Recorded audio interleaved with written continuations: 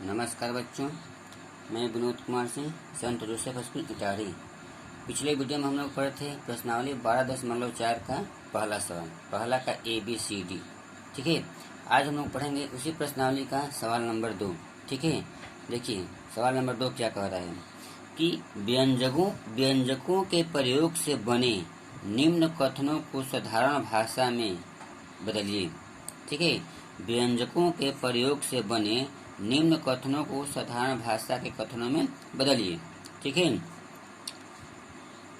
चलिए तो हम लोग अब पढ़ लेते हैं दूसरा का A। देखिए कह रहा है कि राखी के पास, दूसरा का जो A सवाल है कह रहा है कि राखी के पास X रुपए हैं। राखी के पास X रुपए हैं। ठीक है, तो उसकी सहेली के पास 3X रुपए हैं। राखी के पास X रुपए और सहेली के पास कितने हैं? 3X रुपए। ठीक है, तो इसका आंसर जो आपका हो जाएगा कि राखी की सहेली के पास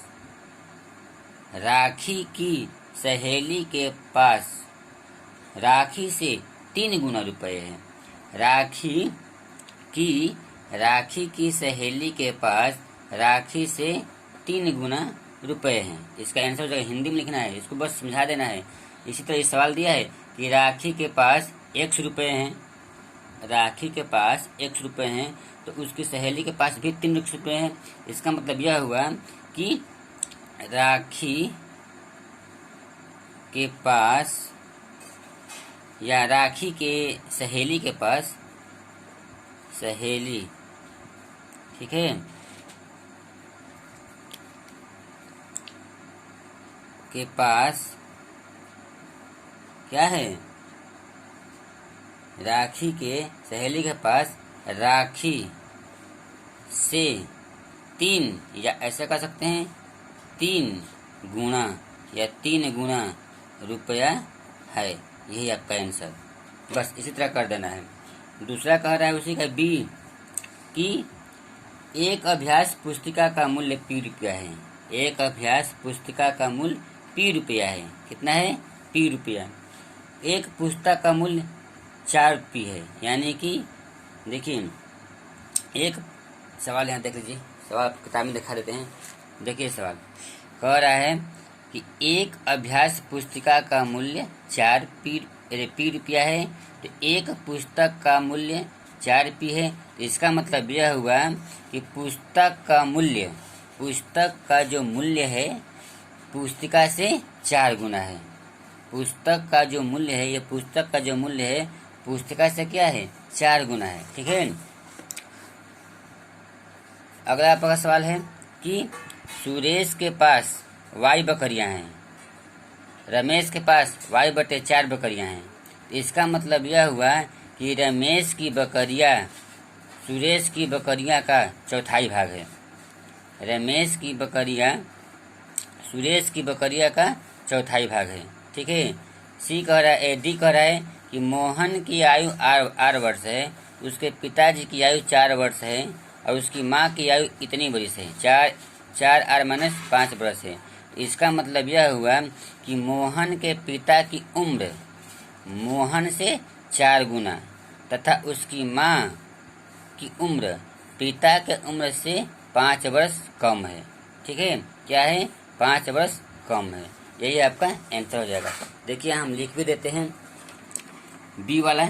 B का हो जाएगा कि पुस्तक का मूल्य, ठीक है, पुस्तक का मूल्य अभ्यास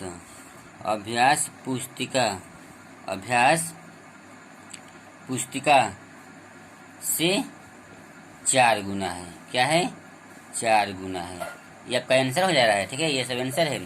C कह रहा है कि रमेश की बकरियां, अभी आप सवाल में देख लीजिएगा, रमेश की बकरियां, ठीक है, सुरेश की बकरियां से, सुरेश की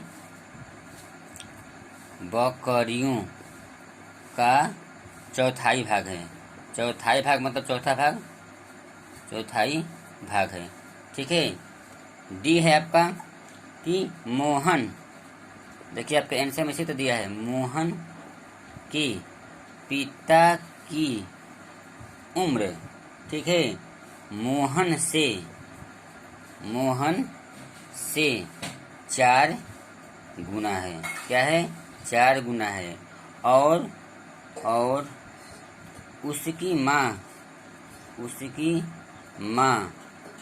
की उम्र, ठीक है, माँ की उम्र जो है पिता की उम्र से क्या है? 5 वर्ष कम है। 5 वर्ष कम है। ठीक है, ये आपका आंसर है। इसी तरह आपको बना देना है। ठीक है, ये सवाल नंबर क्या था? 2 था। आप देखिए इसको मिटा रहे हैं। इसके बाद सवाल नंबर 3 है। चलिए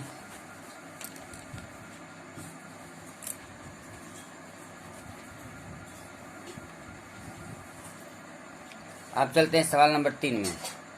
सवाल नंबर 3 देखिए, सवाल नंबर 3 क्या कह रहा है कि पहले किताब में देखिए सवाल, उसके बाद आपको आंसर बताएंगे। यहाँ देखिए सवाल 3 नंबर कह रहा है कि सपना की आयु 100 वर्ष दी हुई है। सपना की आयु 100 वर्ष दी हुई है। ठीक है, देखिए सपना की आयु 100 वर्ष दी हुई है। बताइए कि x + 5 और x - 3 क्या दर्शाता है। बताइए कि x + 5 और x + 5 और x - 3 क्या दर्शाता है। बहुत आसान है, देखिए इसको बता देते हैं। इस पे कि देखिए दिया है कि सपना की आयु कितनी है? 100 वर्ष। सपना की आयु है 100 वर्ष। तो किताब में कह रहा है कि x + 5 और x - 3 क्या दर्शाता है। ठीक है, तो बहुत आसान है। जब प्लस है तो बाद होगा और माइनस है तो क्या होगा? पहले होगा। तो यहाँ लिख देंगे इसका मतलब कि सपना की उम्र 5 वर्ष बाद। क्या? 5 वर्ष बाद।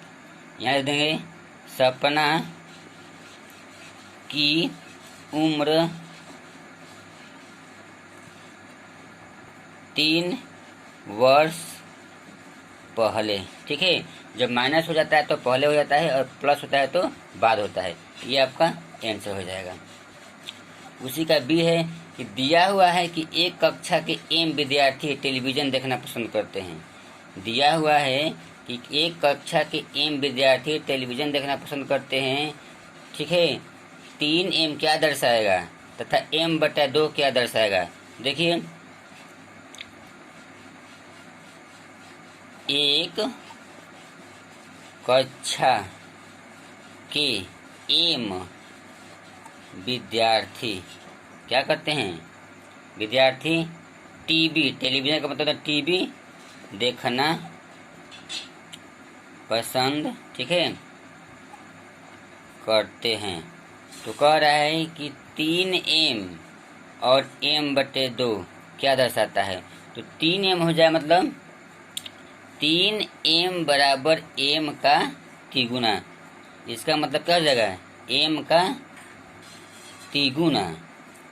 ठीक है, 3m बराबर हो जाएगा m का तिगुना और m/2 हो जाएगा आधा। क्या? आधा। तो किसी संख्या में हम 2 से भागा दे तो आधा हो जाता है। तो ये आपका आंसर था। इसी तरह बना देना है बस। ठीक है, तो ये प्रश्नावली खत्म। हम अब अगले वीडियो में पढ़ेंगे प्रश्नावली 12.5। तो बस आज के लिए इतना ही। धन्यवाद।